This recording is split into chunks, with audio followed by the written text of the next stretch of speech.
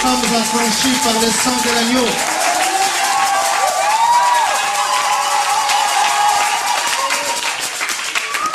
Est-ce que dans cette salle, il y a ce monsieur-là pour qui Christ a pris? Alléluia. Que le Seigneur vous bénisse. Mettez-vous. Vraiment, une fois de plus, je rends grâce au Seigneur pour ces instants merveilleux qu'il nous donne. Je dis merci à Dieu et je demande à Dieu de bénir fortement le pasteur Jean-Claude, parce que c'est un homme de bien. Amen. Depuis que j'ai fait connaissance avec lui, j'ai vraiment trouvé que c'était un opportuniste. Et je bénis le Seigneur parce que il y a des occasions que Dieu peut permettre comme ça, qui ne reviendront jamais deux fois dans la vie. Amen. Et que quand Dieu le permet, il faut les saisir. Vous savez, les hommes ont tendance à regarder ce qui frappe aux yeux. J'ai raconté hier au pasteur, je crois hier ou avant-hier, que je suis allé voir un pasteur un jour. Il y a 10 ans de cela, j'ai prêché dans une église à Mbouchoumaï, au centre de la RDC. Je l'ai prêché, j'ai été découvert par quelqu'un là-bas. Alors il me dit à mon oncle qui est pasteur, alors je vais te le présenter. Je suis allé et il m'a amené chez son oncle. Mais ce jour-là, j'étais ce que j'étais. J'étais encore petit, mais c'est le même message que je prêche. Alors cet homme-là me regardant, ne m'a pas pris avec beaucoup de considération. Je vois ça, vous n'allez pas enregistrer. Okay. Alors après 8 ans, on s'est retrouvé avec ces messieurs. Alors quand il est venu travailler dans notre ville à Lubumbashi, au moins à 50% de la conférence qu'il a tenue, j'ai participé.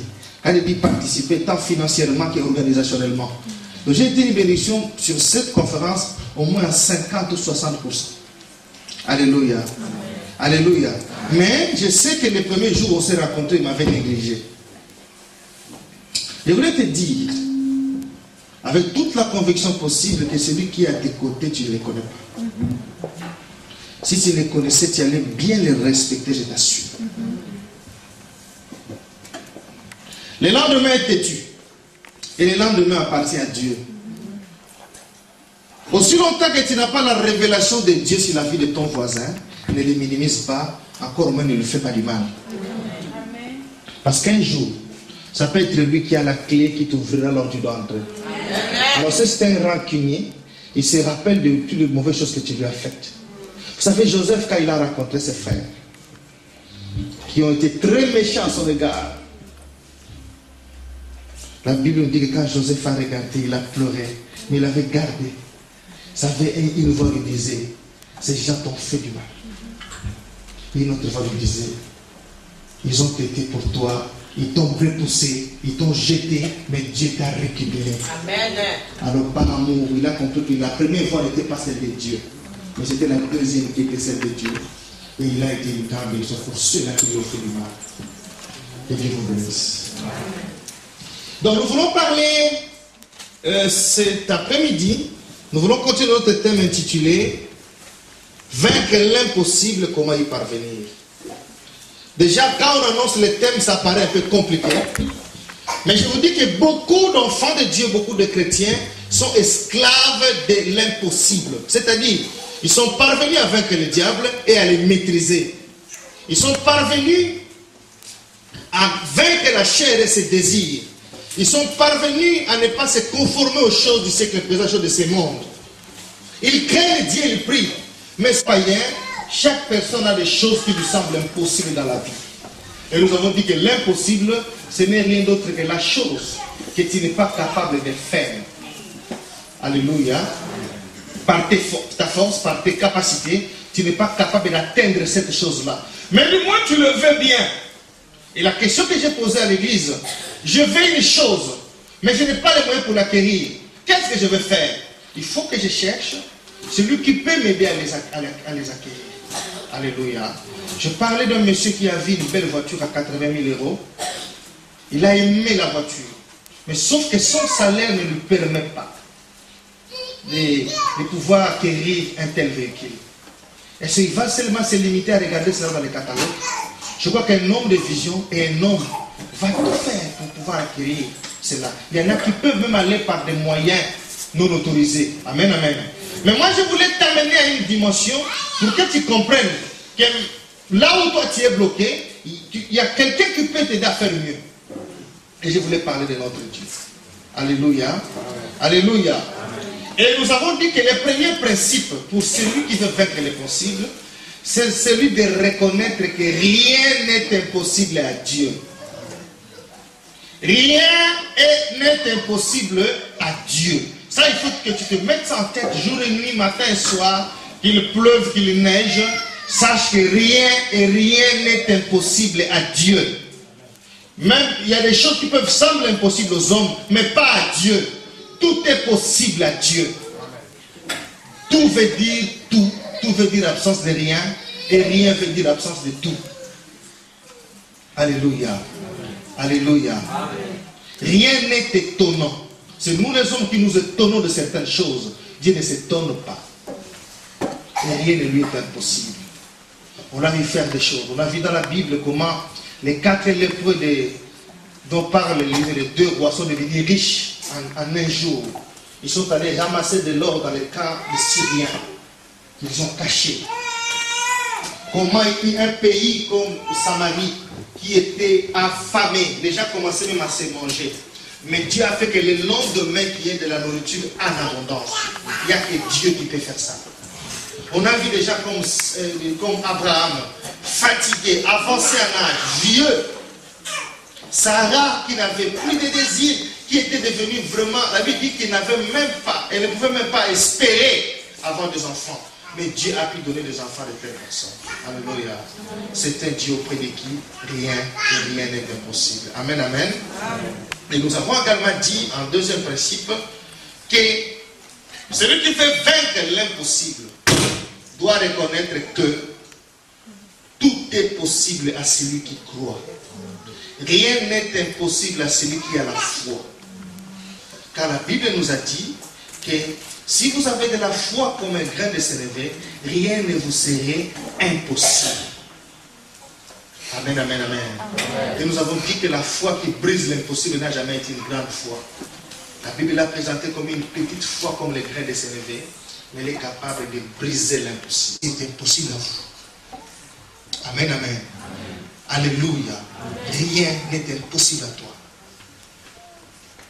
Parce que tu as la foi. Amen, amen. Amen. On a dit qu'il ne faut pas mettre la foi dans le travail. Non, non. Ton travail ne pourra pas te procurer du bonheur. Ton travail ne pourra pas te donner. C'est Dieu qui doit te donner. C'est Dieu capable de t'ouvrir d'autres voies qui ne vont de ton travail. Ne trace jamais un chemin pour dire Seigneur, tu passes par là. C'est un Dieu qui se débrouille. Il sait comment créer des chemins pour faire du bien à son peuple. Alléluia. C'est un Dieu qui peut te permettre de s'aimer, de récolter là où tu n'as pas semé. C'est un Dieu qui peut faire que tu habites des maisons que tu n'as pas bâties. Mais vous savez que les enfants d'Israël, quand ils ont quitté l'Égypte, Canaan était habité par des gens. La terre promise était peuplée. Il y a des gens qui ont souffert dans la terre promise pour planter des vignes. Il y a des gens qui ont souffert pour y bâtir des maisons. Mais Israël est venu, il a habité ces maisons-là qu'il n'a pas construites. Il est allé, il s'est joué. Il n'a pas peur. Tout simplement parce que Dieu t'a fait. Alléluia. J'ai posé quelque temps ce matin et j'ai dit, vous savez, il nous arrive de faire un tour dans la ville, de circuler, et vous voyez des gens construire de très belles maisons. Ils construisent ces maisons, mais ce que ces gens-là oublient, il y en a qui sont en train de construire ces maisons pour que toi tu les occupes plus tard. C'est-à-dire qu'il est en train de, il fait l'effort, il se bat, il s'est tenu pour avoir de l'argent, mais 3 années, 5 années après, c'est toi qui vas aller acheter cette maison. Alléluia. Donc, tous les efforts qu'il fait, il les fait pour toi. Et au moment opportun, lui sera besoin d'argent et toi tu en auras. C'est ça notre Dieu. Un Dieu capable de beaucoup de choses. Rien n'est impossible à toi. Rien n'est impossible à Dieu. Alléluia. Vous savez, les gens sont en train de parler de la crise financière. Oui, effectivement, il y a une crise financière dans le monde. Mais il n'y a pas une crise financière au ciel. Nous sommes des citoyens du ciel. Nous ne sommes pas de ce monde. Quoique nous sommes dans ce monde. Donc si la crise financière va les frapper, qu'elle frappe ceux-là qui sont de ce monde, pas toi. Donc, n'entre même pas dans cette histoire de crise financière, parce que ça ne te concerne. C'est quelqu'un qui m'a compris. Ce n'est pas ton problème. Nous, au ciel, la bourse est calme. Au ciel, la banque céleste n'a pas de problème. C'est leur crise financière. Et c'est à eux d'en subir les conséquences, non pas à toi. Pendant cette crise, toi, tu vas t'acheter des maisons, des immeubles au nom de Jésus. Amen. Pendant cette crise, tu créeras des entreprises au nom de Jésus. Amen. Même si le monde entier va pleurer, toi, tu ne pleureras pas. Amen. Parce que tu es un fils et une fille de Dieu. En Égypte, il y avait des pleurs partout. On pleurait le premier-né, sauf à Goshen, là où il y avait les enfants d'Israël. En Égypte, il y avait des ténèbres partout. Mais la Bible dit qu'à Goshen, il y avait la lumière. Amen. C'est ça, l'histoire de Goshen dont il est question. Il y a des crises financières dans le monde, mais pas chez toi. Je ne voudrais même pas t'entendre parler de ces choses-là. Faire de cela ta crise. Non, ce n'est pas ta crise, c'est la crise du monde. Avec que toi, tu n'es pas du monde. Alléluia. Nous voulons parler de deux autres principes cet après-midi qui peuvent nous permettre de vaincre l'impossible. Rapidement, je vais demander aux bien-aimés d'ouvrir leur Bible. Nous sommes dans l'évangile selon Luc. Nous sommes au chapitre 1er. Je vais commencer par le verset 34. Amen, amen. Je disais Luc chapitre 1. Luc chapitre 1. Nous allons commencer par le verset 34. Alléluia.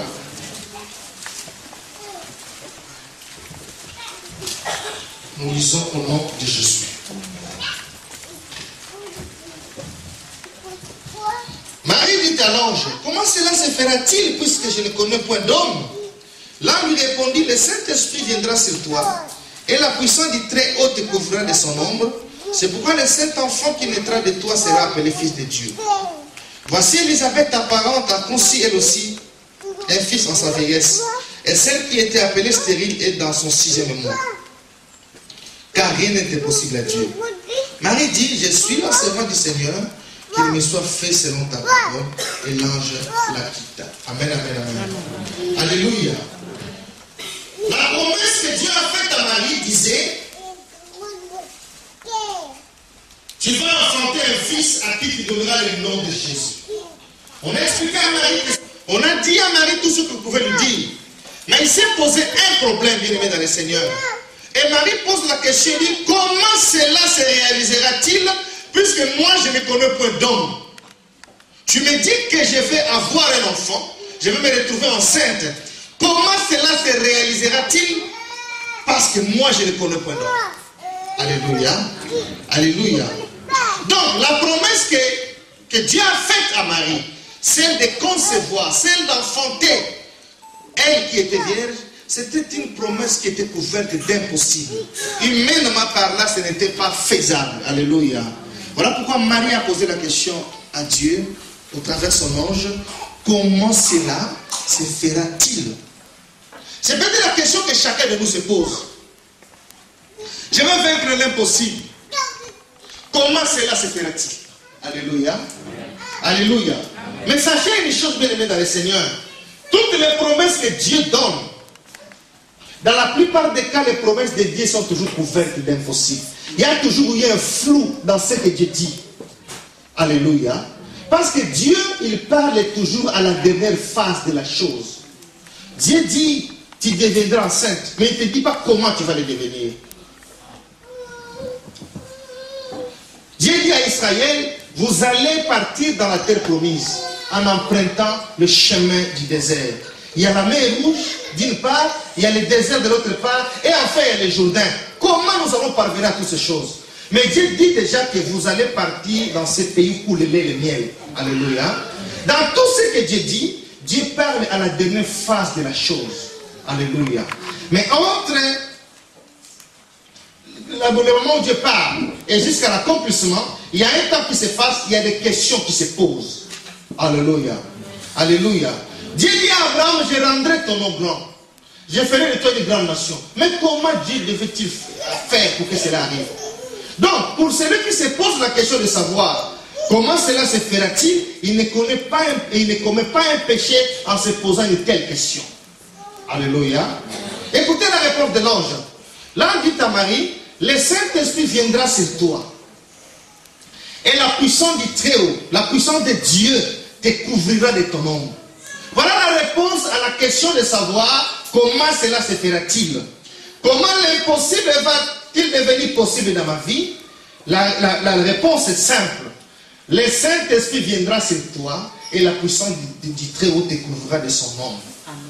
Je voulais te dire, comme troisième principe pour vaincre l'impossible, que les capacités qui nous permettent de vaincre l'impossible ne sont pas humaines. Les armes qui nous permettront de vaincre l'impossible ne sont pas humaines. Amen, amen, amen. Amen. Alléluia. Amen. Mais ces capacités-là viennent de Dieu. C'est Dieu lui-même qui nous donne les capacités qui nous permettront de rendre l'impossible possible dans nos vies. Parce que lorsqu'on parle du Saint-Esprit, vous serez d'accord avec moi que le Saint-Esprit c'est Dieu lui-même. Lorsqu'on parle de la puissance du Très-Haut, c'est la puissance de Dieu. Dieu voulait dire à notre terre, mais je vais m'en charger. Ce n'est pas ton problème, moi-même je vais m'en charger. Alléluia. Amen. Alléluia. Amen. Écoutez, Dieu dit à Abraham, je suis dans Genèse 18. Il dit, l'année prochaine, à la même période, je reviendrai. Amen. Alors Sarah va devenir enceinte. Sarah te donnera un enfant. Donc pour que Sarah se retrouve grosse, il a fallu que Dieu revienne encore. Pour dire à Abraham, oui, tu vas dire que tu es vieux. Je sais que les années ont passé. Tu n'as plus les mêmes réflexes, tu n'as plus la même force. Mais sache une chose, moi-même Dieu, je ferai quoi? Je reviendrai. Ce qu'on appelle la visitation divine. Il dit moi-même Dieu, je vais me débrouiller. Je sais ce que je vais faire. De toutes les manières, je suis assez grand. Alléluia. On peut dire ça un peu là. Je suis dans Genèse chapitre 18. Mais les capacités qui te permettront d'y arriver viendront de Dieu. Alléluia. Je suis dans Genèse chapitre 18. Je commence par le verset 10. L'un d'entre eux dit, je reviendrai vers toi à cette même époque. Et voici Sarah, ta femme, aura un fils. Sarah écoutait à l'entrée de la tente qui était derrière lui. Aucun homme ne peut faire, mais ils l'ont fait. Mais ces capacités avec lesquelles ils ont accompli ces choses n'étaient pas humaines. Cela leur venait de Dieu. Alléluia. Je vais vous citer des passages sans pour autant les lire parce qu'on doit avancer. Juge chapitre 14, verset 6. On nous parle de l'histoire de Samson. La Bible dit que Samson, sur son chemin, a rencontré un jeune lion. La Bible ne dit pas que c'était un lionceau pour dire qu'il était encore un petit lion. Et la Bible ne dit pas non plus que c'était un vieux lion pour dire qu'il était déjà fatigué. La Bible précise que c'était un jeune lion qui avait toute sa vigueur. Mais lorsqu'il s'est approché de Samson, la Bible dit que l'Esprit de l'Éternel a saisi Samson. Samson a déchiré ce lion comme on déchire un chevreau sans avoir quelque chose à la main. Alléluia. Amen. Sans avoir quelque chose à la main, Samson a déchiré le jeune lion. Pourquoi? Parce que la Bible dit, car ce lion s'est avancé pour lui faire du mal, Samson a été saisi. D'ailleurs, lui n'a été que saisi. C'est-à-dire que nous, l'Esprit de Dieu, nous en sommes remplis. Il ne nous saisit pas pour repartir après, mais il vit en nous en permanence. Amen. Voilà pourquoi, pour vaincre l'impossible, tu dois chercher que le Saint-Esprit de Dieu te soit toujours rempli. Amen. Tu dois chercher à ce que tu sois toujours revêtu de cette puissance, car c'est elle qui te permettra de vaincre l'impossible. Alléluia. Amen. Alléluia. Amen. Je vais dire encore un autre passage pour terminer ce point. Je suis dans 1 Samuel chapitre 16, verset 13. 1 Samuel 16, 13, la Bible dit,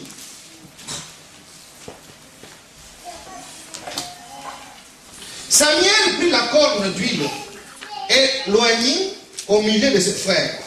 L'Esprit de l'Éternel saisit David à partir de ces jours-là, lorsqu'il s'est présenté devant Goliath, bien aimé dans le Seigneur, alléluia. Amen. Pourquoi David s'est-il aussi facilement débarrassé de Goliath? C'est parce qu'il avait en lui le Saint-Esprit qu'il avait saisi depuis le jour de son onction jusque dans la suite. Lorsqu'il s'est approché et qu'il s'est présenté comme quelqu'un qui a accepté de combattre contre Goliath, le roi Saïl a dit, je vais te donner mon armure. Parce qu'il s'était habitué dans la guerre d'avoir un équipement approprié. Amen, amen, amen. David a essayé. La Bible dit qu'il n'a pas pu jusqu'à ce qu'il a enlevé cela. Parce que les armes avec lesquelles il devait combattre ne devaient pas être des armes humaines. Alléluia. Amen. Alléluia. Amen. Et comme il avait le Saint-Esprit en lui, bien aimé dans le Seigneur, une petite pierre, incapable même de tuer, je dirais un coq, a tué un géant comme Goliath. Parce qu'il avait en lui cette capacité divine au travers du Saint-Esprit de Dieu. Alléluia. Alléluia. Amen. Tu n'as pas besoin de vêtements de Saül pour vaincre l'impossible. Mais tu as besoin de la puissance de Dieu. Amen. Cherchez cette puissance tous les jours de ta vie. Jusqu'à ce que tu en seras rempli. Comme dit la Bible, jusqu'à ce que ta coupe va déborder. Rien ne te sera impossible. Amen. Alléluia. Amen. Voilà pourquoi David dit, tu induis ma tête et ma coupe déborde. Voilà pourquoi le bonheur et la grâce me suivront tous les jours de ma vie. Alléluia. Amen. Tu veux que le bonheur et la grâce te suivent tous les jours de ta vie? Cherche toujours à avoir ces vertus, ces pouvoirs, cette puissance qui nous vient du Saint-Esprit. Et tu verras que rien ne te sera impossible.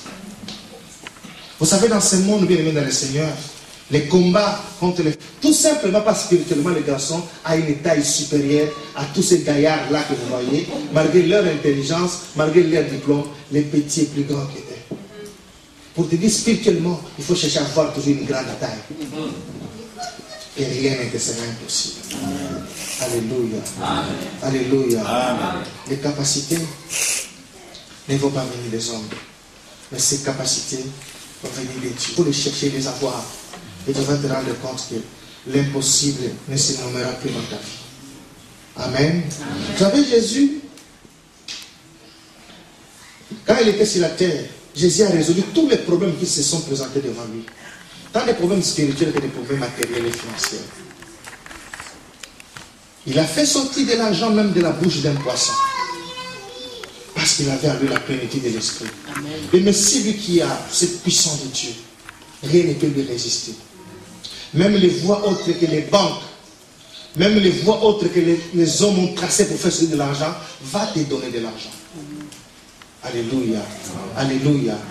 Même si on dit que la chose est bloquée, on l'a mise, on passe sur cette personne. Dans cette famille, on a bloqué des gens, on a mis leur nom, on a mis cela dans une petite bouteille, et cette bouteille, on l'a jetée dans l'eau, sous une pierre.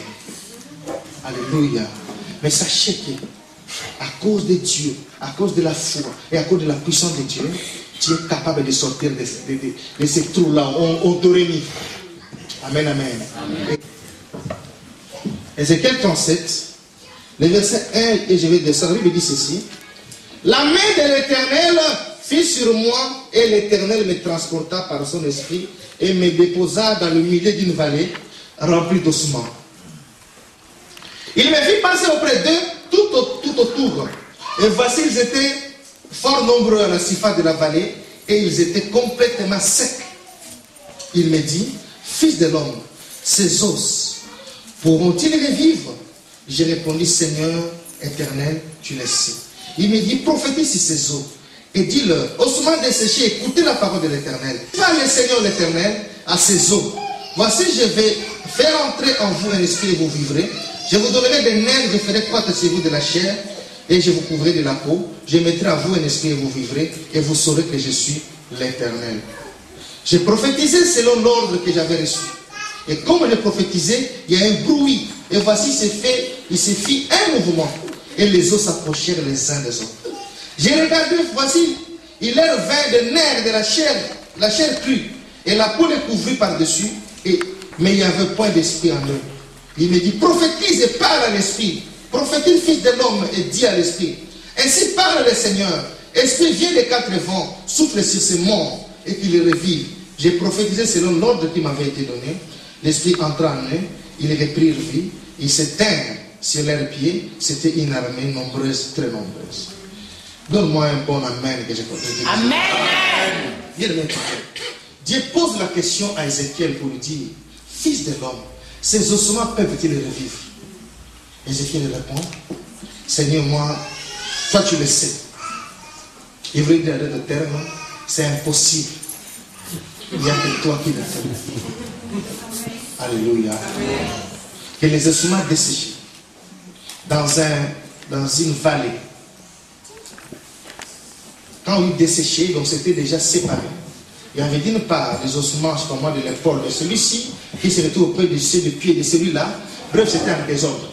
Ils étaient secs et fort nombreux. La question est posée, est-ce qu'ils peuvent revivre? Ézéchiel dit non. Humainement parlant, c'est impossible. Mais Dieu dit non, tu peux leur donner la vie. Comment? Tu dois prophétiser. Je voulais dire à quelqu'un ce soir que pour vaincre l'impossible, il faut exercer les capacités prophétiques que Dieu a mises en nous. Amen. Je voulais te dire que tu es un prophète. Amen. Et quand tu auras exercé ces vertus prophétiques en toi, l'impossible n'existera plus. Amen. Les ossements desséchés ont écouté la voix. Ils étaient fort secs. Mais ils ont écouté la voix d'un prophète. Et la Bible dit, ils se sont rassemblés. Il y a eu des nerfs de la peau, de la chair qui a poussé. On a demandé que l'Esprit vienne. Tout est venu par la prophétie. Et c'est Dieu qui disait à Ézéchiel, prophétise. Alléluia. Bien aimé, écoutez. Dieu nous a donné des capacités prophétiques que beaucoup de chrétiens ne parviennent pas à expérimenter. Il y a des situations dans ta vie. Aussi longtemps que tu n'auras pas ouvert ta bouche pour parler à cette situation, pour parler à cette circonstance, et que même le vent et la tempête avaient des oreilles pour écouter la voix de Jésus. Je voulais te dire que même le figuier a écouté la voix de Jésus. Jésus a dit, désormais personne ne mangera de ton fruit. Et la Bible dit, depuis la racine, l'arbre était devenu sec. Même les arbres ont des oreilles pour écouter la voix d'un prophète. Alléluia. Amen. Alléluia. Bien aimé, quand on croit en Jésus-Christ, Dieu nous donne une onction prophétique. Dieu fait de nous des prophètes de la même manière qu'il a fait de nous des sacrificateurs et des rois. La Bible dit que Christ a fait de nous des rois et des sacrificateurs. Parce que dans l'Ancien Testament, il fallait être un roi, il fallait être un prophète pour recevoir le Saint-Esprit de Dieu. Quand on est roi, quand on est sacrificateur, quand on est prophète, c'est alors qu'on peut prétendre avoir l'onction de Dieu. Alléluia. Alléluia. Et vous serez d'accord avec moi que le Christ Jésus, quand le Seigneur est venu sur la terre, il a été roi, ou il est roi des rois. Le Seigneur est souverain sacrificateur, et la Bible dit même qu'il est souverain sacrificateur selon l'ordre de Melchisedec. Amen, amen. Et dans beaucoup de cas, Jésus se présente comme étant le Fils de l'homme. Et vous verrez que c'est la même aussi parole que Dieu utilisait pour appeler Ézéchiel. C'était à cause de son onction prophétique qu'on l'appelait Fils de l'homme. Donc Jésus a réuni en lui toutes les trois onctions. Onction prophétique, onction sacerdotale et onction royale. Et en nous aussi, le Seigneur nous a donné cela. Alléluia. Amen. Je vais vous faire comprendre une chose. Quand Dieu a appelé Abraham, Dieu avait fait d'Abraham un prophète. Le tout premier prophète de l'histoire de la terre, il s'appelle Abraham. Alléluia. Amen. Alléluia. Amen. Je suis dans Genèse, chapitre 20.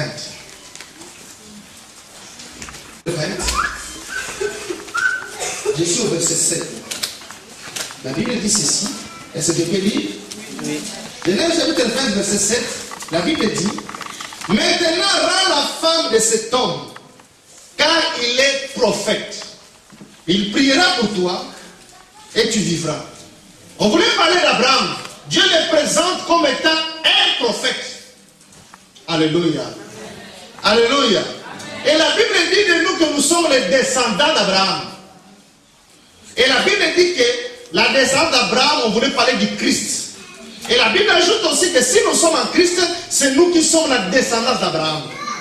Donc Abraham, bien aimé dans le Seigneur, il était d'abord prophète.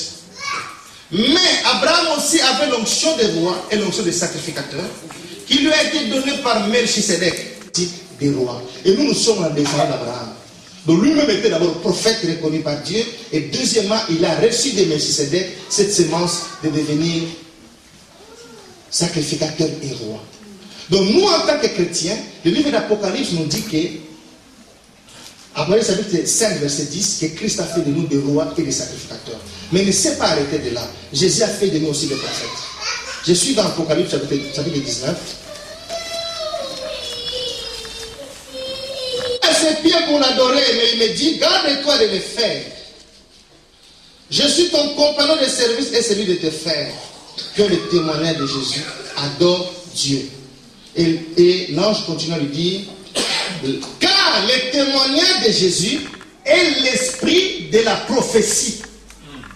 L'esprit de la prophétie, nous l'avons à cause du témoignage de Jésus que nous avons. Je crois que tu ne doutes plus que tu es un prophète maintenant. J'étais dans une église quelque part en train de prêcher. Le Seigneur nous a fait grâce ce jour-là pendant que j'ai prié pour des gens. Il y a eu des prophéties, il y a des gens pour qui le Seigneur a parlé. Une soeur me voit à la fin et dit, pasteur, moi je ne suis pas contente. Il me dit, pourquoi? Pasteur, parce que quand tu prophétises pour moi, tu n'as pas prophétisé. Amen. Moi je lui ai dit, si tu n'es pas prophétisé pour toi, tu peux prophétiser pour toi.